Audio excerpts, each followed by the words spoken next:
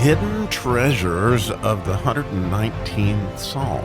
So we are going on a treasure hunt, and the gold we are seeking in this treasure hunt is actually the face of God, pure light. So join us taking this deep dive mining with King David in the 119th Psalm.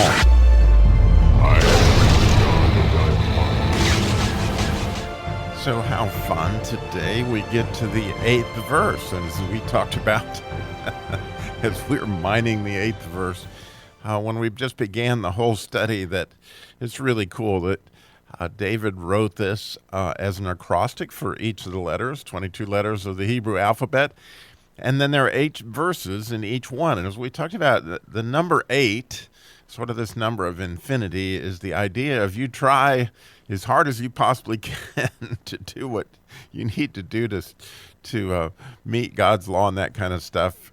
And when you come up short by your faith, right, Jesus is going to push you over the finish line. So we get to go over the finish line for Alef today on the 8th verse. Wonderful, wonderful verse. Just I can hardly wait to share all this with you. So the 8th verse reads, I will keep your statutes. Oh, forsake me not utterly, is the way that reads in the King James Version. We're going to get into all that. I don't know that I would translate it that way, but that's the way that King James did, or the people that did the King James Bible. But meanwhile, I love, love, love how the verse starts. And of course, every one of these verses starts with the letter Alef. And this particular verse, since it's the 8th, it's kind of neat, as he's going to push us over the finish line. It starts with a word called et in Hebrew, which is an Alef Tav. And so for me personally, every time I see an et, I think essentially Jesus is winking at me, because Alef Tav would be the way you would say in Greek, the Alpha and the Omega, okay? Because it's the beginning and the end of the Hebrew alphabet.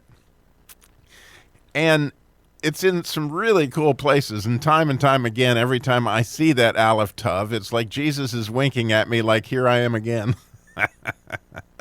Not that he isn't in every single letter of the word itself, but it's very, very cool, especially when you do a little study on this word. You're going to find that it's in so many neat places, but we'll just start off with the first one. You're going to find it is in the Genesis 1:1, right? In the beginning, God at Alef Tav, the heavens, and then at the earth.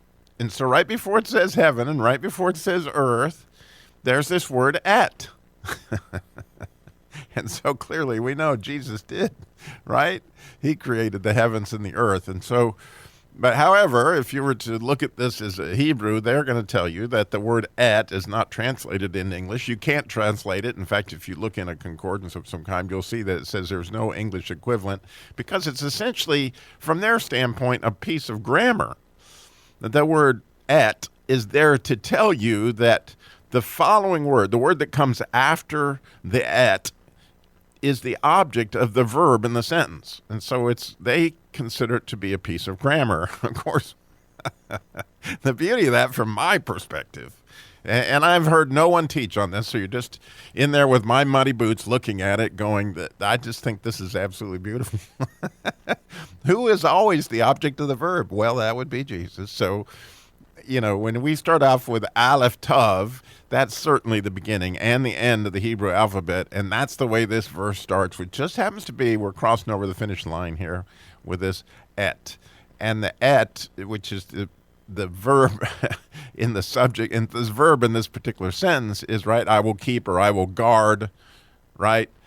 These statutes, which we talked about, were the hardest of the commandments from their standpoint, from the Jew standpoint, in order to keep. The ones that are holy, the ones that are so above our intellect that we don't know exactly how to keep them, like the one where Uzzah touched, the Ark of the Covenant and got, killed, as David, clearly is still, I would say, based on this verse, he's still remembering that incident quite well.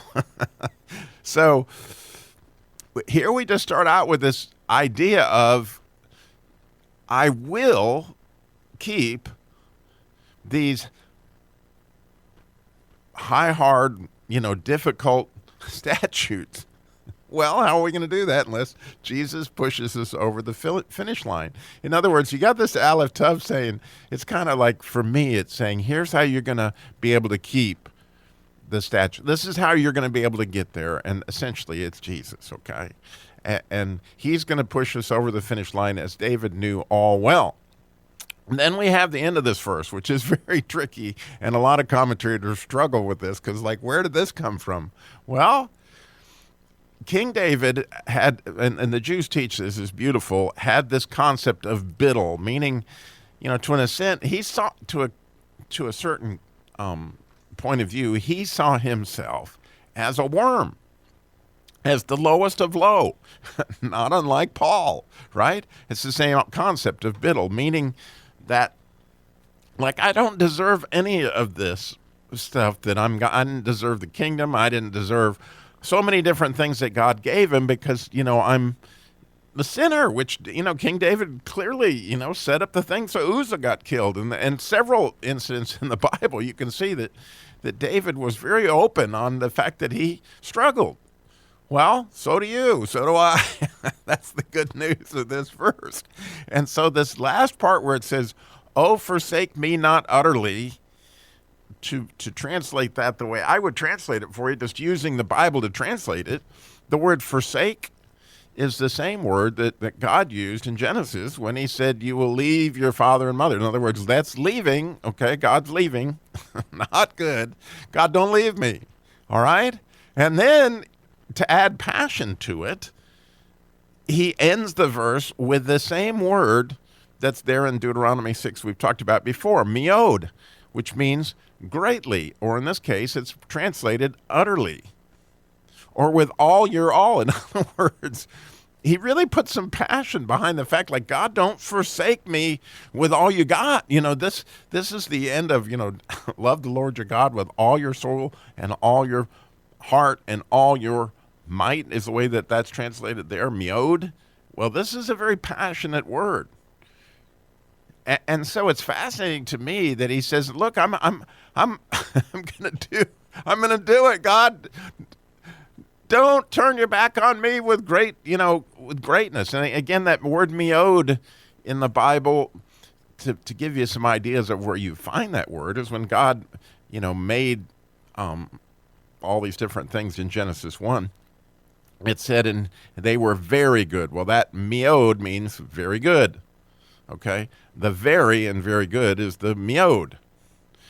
And then when the waters exceeded on the earth, there's another place that this water is exceeding greatly. And here's a picture of what I think David's getting at, man. Don't let the waters take me out here. Because the word starts with a mem, and which means Messiah, but it also means living water. And so, King David is clearly, at this point in time, he's come to the height of praise and all the stuff that we've climbed this mountain. But now that he's on top of the mountain, he knows all too well who put him there. And he didn't feel like he deserved it, as I'm sure I don't feel like, if I can get down to my heart of hearts, how in the world did I get a chance to see the wonders of this particular psalm, of this particular verse, of the Alef Tov that's at the beginning of it? I mean, to me, that's just absolutely spectacular. It was like when Jesus came to John, right, on the Isle of Patmos, he's like, well, I'm the Alef Tov. You've been wondering what that word meant. But here I am. I mean, it's absolutely a spectacular view of how we can see, how we crossed the finish line, but we know all too clearly it was Jesus that held us over the basket so that we could dunk it. Thanks for digging with me today.